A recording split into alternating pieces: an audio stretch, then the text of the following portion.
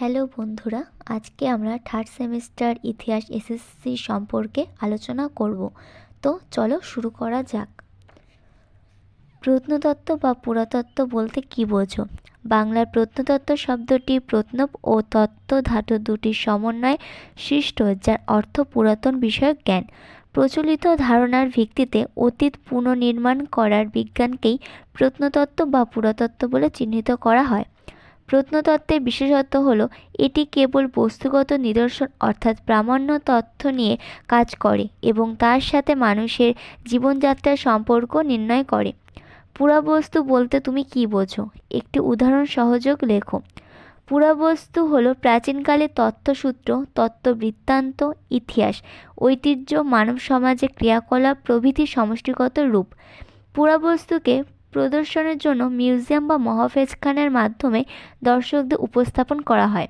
পুরাবস্তুর একটি উদাহরণ হল লোকবিজ্ঞান বা মানব গোষ্ঠী, জাতিতাত্ত্বিক, সামগ্রিক সাংস্কৃতিক সম্পদ ও লোক সাহিত্যের ইতিহাস।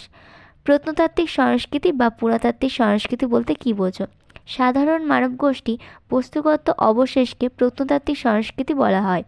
কোনো মানব গোষ্ঠীর জীবনধারার বিভিন্ন উপকরণগুলি বিচার বিশ্লেষণ করে এক বিশেষ সংস্কৃতির নিদর্শন তুলে ধরা হয়।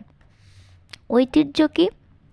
বৃহত্তর অর্থে ঐতিহ্য হলো উত্তরাধিকারী সূত্রে প্রাপ্ত, অর্থাৎ যার অতীত আছে এবং সেটাকে বর্তমানে উপভোগ করছি আর ভবিষ্যতের জন্য সংরক্ষণ করছি।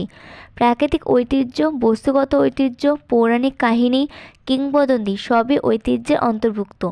এই বিষয়গুলি আমাদের অন্তর্দৃষ্টি প্রদান করে এবং একে অপরের সাথে গভীর যোগাযোগ করতে সহায়তা করে।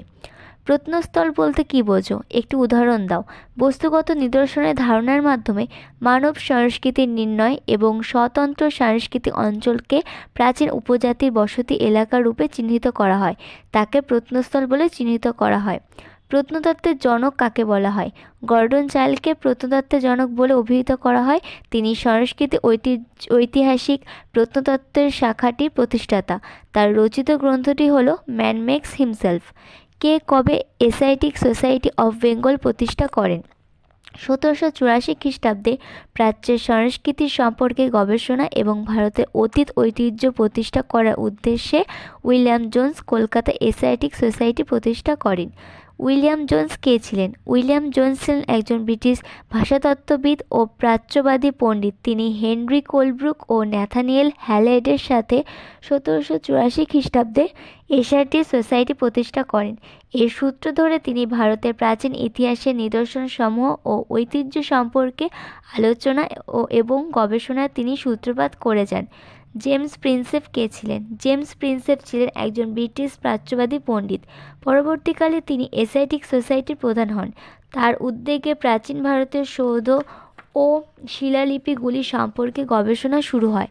1837 খ্রিস্টাব্দে তিনি অশোকের ব্রাহ্মীলিপি পাঠোদ্ধার করে ইতিহাসে এক নতুন অধ্যায় সংযোজন করেন। আলেকজান্ডার ক্যানিংহাম কে ছিলেন? আলেকজান্ডার ক্যানিংহাম 1814-93 ছিলেন একজন বিখ্যাত ব্রিটিশ প্রত্নতত্ত্ববিদ। তাকে ভারতীয় প্রত্নতত্ত্ববিদ্যার জনক বলে অভিহিত করা হয়। কানিংহাম সাঁচি, সারনাথ, মহাবোধি মন্দির প্রভৃতি ভারতের প্রাচীন মন্দির সংলগ্ন এলাকায় খনন ও আবিষ্কারের সঙ্গে যুক্ত ছিলেন। জন মার্শাল কে ছিলেন? জন হারবার্ট মার্শাল 1876-1958 ছিলেন ব্রিটিশ ভারতের শ্রেষ্ঠ পুরাতত্ত্ববিদ।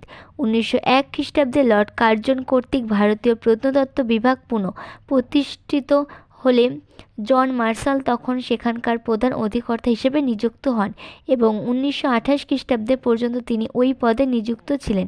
তার নেতৃত্বে আর্কিওলজিক্যাল সার্ভে অফ ইন্ডিয়ার 2 কর্মচারী দয়ারাম সাহানি ও রাখালদাস বন্দ্যোপাধ্যায় যথাক্রমে হরপ্পা ও মহেঞ্জোদারো নগরীও খনন করলে ভারতের ইতিহাসে এক নতুন অধ্যায়ের সূচনা হয়। ভালো লাগলে অবশ্যই লাইক, কমেন্ট, শেয়ার করতে ভুলবেন না। আরও নতুন নতুন ভিডিও পেতে সাবস্ক্রাইব করে পাশে থাকবেন। ধন্যবাদ।